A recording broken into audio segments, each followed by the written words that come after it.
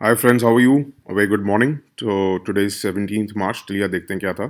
एक तो page one पे था, Delhi remains the most polluted capital. ठीक है, इसका देखते हैं। एक तो ये प्रीलिम्स वाले भी नोट करिएगा और मेंस वाले भी। कभी पोल्यूशन पे, क्लाइमेट टॉक्स पे अगर क्वेश्चन आता है तो कुछ फैक्ट्स हम दे देते हैं तो अच्छा लगता है आंसर में।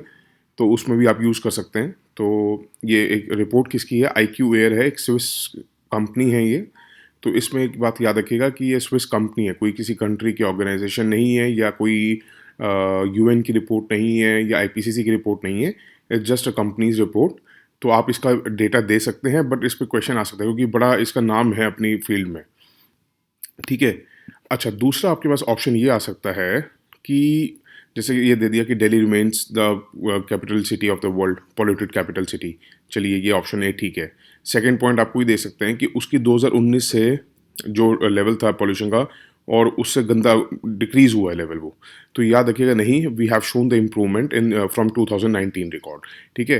तो ये जब आता है क्वेश्चन, ये डायरेक्ट कुछ नहीं आएगा, ये 4-5 ऑप्शंस में आएगा। तो याद रखिएगा, पिछले साल की तुलना में इस साल हमारी पॉल्यूशन लेवल कम हुआ है, PM2.5 का भी, और बढ़ा नहीं है।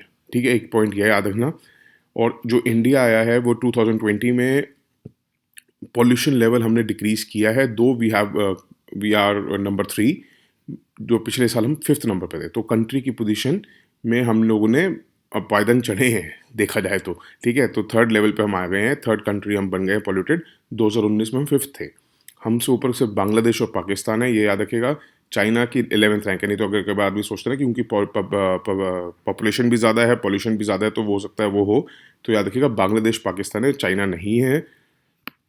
और एक याद रखिएगा कि इन्होंने कहा है कि पॉपुलेशन की कंट्री, जो कंट्री की पॉपुलेशन होती है, वो भी इन्फ्लुएंस करती है पॉल्यूशन वैल्यूज़ को। तो ये आपकी मेंस के लिए नहीं, बट प्रीलिम्स के लिए लाइन बहुत ज़रूरी है कि प्रीलिम्स में अगर ये पॉइंट आता है तो येस, इट इज़ करेक्ट। और अगर सिटीज़ की बात की जाए तो सिटीज़ में देखा जाए तो होतान इन चाइना की जो है वो मोस्ट पॉल्यूटेड है।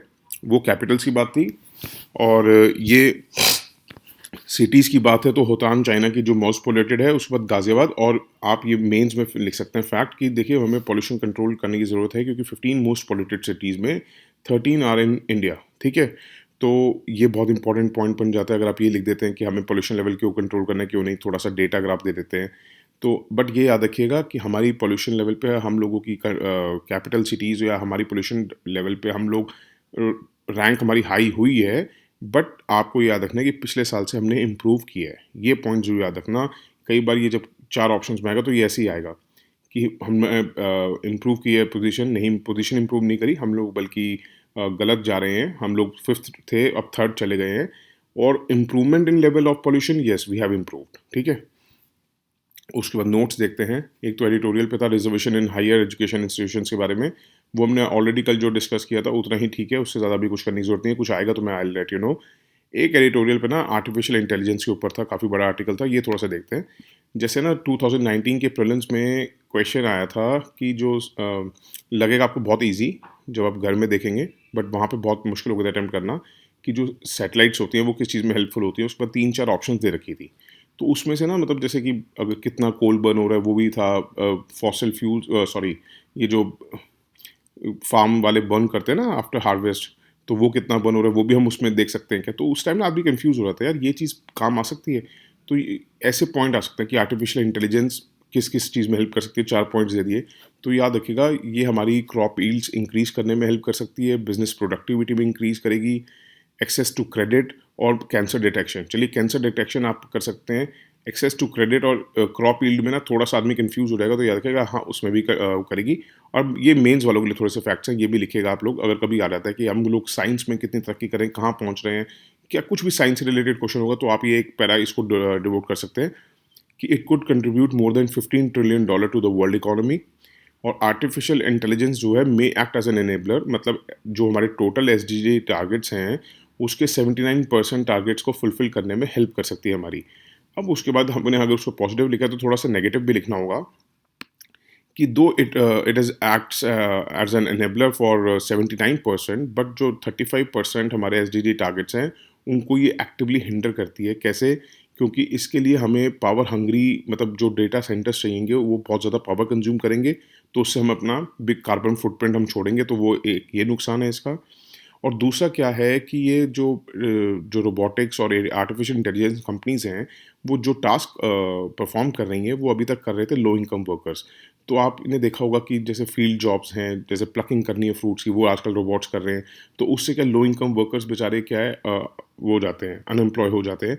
दूसरा क्या है कि अब दिन दूर नहीं है कि अब ये जो डेस्क जॉब्स हैं, जैसे अकाउंटेंट्स वगैरह हो गए या बुक कीपिंग वाले हो गए, उनकी भी जॉब्स छीन लेगी। ठीक है, तो जैसे accountants, financial traders, middle managers, तो हमें एक बहुत क्लियर पॉलिसी चाहिएगी रीस्किलिंग वर्कर्स की। अगर हम नहीं करेंगे, अगर हम रीस्किल नहीं करेंगे अपने वर्कर्स को, प्रॉपर पॉलिसी नहीं लेके आएंगे, तो जो ये अपॉर्चुनिटीज़ लेके आ रहा है आर्टिफिशियल इंटेलिजेंस और रोबोटिक्स, ये हमारे को एक नई इनइक्वालिटीज़ पैदा कर देगा। ठीक है, बहुत ज़्यादा अनएम्प्लॉयमेंट पैदा कर देगा। तो एक इसका डिसएडवांटेज ये है। और तीसरा डिसएडवांटेज ये है कि जहाँ पे भी आजकल आप देख रहे होंगे कि लोग इन्वेस्टमेंट्स कर रहे हैं, तो वो उस कंट्रीज़ को फोकस कर रहे हैं जहाँ पे आर्टिफिशियल इंटेलिजेंस को लेके वर्क ऑलरेडी एस्टैब्लिश्ड है। तो इस वजह से, या उन शहरों में कर रहे हैं जहाँ पे आर्टिफिशियल इंटेलिजेंस, जैसे हमने डिस्कस किया था कि कर्नाटका में ज़्यादा ग्रोथ हो रही है। क्यों हो रही है? क्योंकि वहाँ पे ऑलरेडी एक कंपनी आ गई, तो उनको लगता है कि यहाँ का कल्चर ठीक है, सब कुछ ठीक है। तो वो एक वाइडनिंग कर रहे हैं गैप इस वजह से, among the countries and with in the countries. ठीक है, तो आर्टिफिशियल इंटेलिजेंस का डिसएडवांटेज ये भी है। दूसरा सबसे बड़ा डिसएडवांटेज ये है कि सीरियस डेटा प्राइवेसी कंसर्न्स। आपने देखा होगा कि हम कुछ भी सर्च मारते हैं तो नेक्स्ट डे आपके मेल में भी उससे रिलेटेड मेल होगी। आप यूट्यूब खोलेंगे पे तो उस पे यूट्यूब पे भी आपके उससे ही कंसर्न पे होगी। आपने देखा होगा कि जब अमेरिका में इलेक्शंस हुए थे तो कैसे उन्होंने वोटर्स को उनके बिहेवियर के अकॉर्डिंगली इन्फ्लुएंस किया था कि किसको वोट दे। तो आप ये लिख सकते हैं कि algorithm knows us better than we know ourself. ठीक है, तो इस वजह से हमारा डेटा प्राइवेसी का भी डिसएडवांटेज बहुत ज़्यादा है, जो हम ये आर्टिफिशियल इंटेलिजेंस और रोबोटिक्स में जा रहे हैं। कंक्लूजन आप दे सकते हैं इसका, अगर आपके पास, मतलब मैंने इतना दे दिया कि अगर आपके पास इसी पे क्वेश्चन आता है तो भी आप अटेम्प्ट कर सकते हैं, अगर कुछ एग्जांपल्स देने पड़े तो भी आप अटेम्प्ट कर सकते हैं। कंक्लूजन में आप लिखेंगे कि यूएन सेक्रेटरी जनरल का रोड मैप जो है डिजिटल कॉपरेशन पे, वो एक गुड स्टार्टिंग पॉइंट है, क्योंकि उन्होंने कहा है कि मल्टी स्टेक होल्डर्स के एफर्ट्स चाहिए हमें ग्लोबल कॉपरेशन के लिए, ताकि जो आर्टिफिशियल इंटेलिजेंस है वो ट्रस्ट वर्दी, ह्यूमन राइट्स बेस्ड हो, सेफ हो, सस्टेनेबल हो और प्रमोट करे पीस को, ना कि हमने जो भी डिसएडवांटेजेस देखे वो को प्रमोट करे। ठीक है, तो इससे ज़्यादा आपको लिखने की ज़रूरत नहीं है, करने की ज़रूरत नहीं है। अच्छा, उसके बाद था पेज 9 पे medical termination of pregnancy bill pass हुआ है राज्यसभा में भी। लास्ट ईयर मार्च में ये लोकसभा में पास हो गया था। इससे पहले मेडिकल टर्मिनेशन से अगर देखेंगे तो इसका जो ओरिजिनल बिल था वो याद रखेगा 1971 में फ्रेम हुआ था। अगर इस पे कोई भी क्वेश्चन आएगा तो थर्ड ऑप्शन इसकी 100% ये होगी कि इससे पहले जो ओरिजिनल बिल था वो कब पास हुआ था। ईयर्स आपको चेंज करके देख सकते हैं, तो याद रखिएगा 1971, बांग्लादेश वॉर के साथ आप याद कर सकते हैं। तो करंटली जो है, इससे पहले, इस बिल से लाने से पहले, इससे पहले क्या होता था कि अगर एबॉर्शन जो आपको कराना है वो, अगर कंसीव करने के 12 वीक्स अगर के अंदर अंदर कराना है तो एक डॉक्टर की ओपिनियन चाहिए होती थी। 12 से 20 वीक्स में कराना है तो दो डॉक्टर्स की। ठीक है, आप समझ रहे हैं आप बात को? अब इस बिल के आने के बाद क्या हुआ है कि एक डॉक्टर की ही ओपिनियन चाहिए अप टू 20 वीक्स, और 20 टू 24 वीक्स में अगर कराना है तो आपको ओपिनियन चाहिए 2 डॉक्टर्स की। और अगर 24 वीक्स के बाद कराना है, अगर कुछ ऐसा लगता है कि फीटल एबनॉर्मेलिटीज़ हो सकती हैं, तो आपको स्टेट लेवल मेडिकल बोर्ड की रिक्वायर वो करना, परमिशन लेना एसेंशियल है। ठीक है, उसके बाद पेज 9 पे ही था, world energy transition outlook report थी। तो ये कौन लेके आता है? IRENA। ये ज़रूर याद रखिएगा, IRENA लेके आता है। IRENA एरेना क्या है? ये इंटर गवर्नमेंटल ऑर्गेनाइजेशन है, याद रखिएगा, NGO नहीं है, कुछ नहीं है। इंटर गवर्नमेंटल, गवर्नमेंट्स की, कई कंट्रीज़ की गवर्नमेंट्स के बीच की ऑर्गेनाइजेशन है। इसका मैंडेट क्या है? Cooperation, advance knowledge, promote and adoption use of renewable energy. ठीक है, ये फर्स्ट इंटरनेशनल ऑर्गेनाइजेशन है जो एक्सक्लूसिवली फोकस करती है रेन्यूएबल एनर्जी पे, और एड्रेस करती है नीड्स बोथ इंडस्ट्रियलाइज्ड की भी और डेवलपिंग कंट्रीज़ की भी। तो ये 2009 में फाउंड हुई थी और 2010 में इसका स्टैचूट एंडेड हुआ था। हेडक्वार्टर का है इसका अबू धाबी, और आयरेना जो है ऑफिशियल UN ऑब्जर्वर है। ठीक है, इससे ज़्यादा इसमें करने की कुछ ज़रूरत नहीं है। And that's it for today. Thank you so much for listening. Have a good day, bye, take care.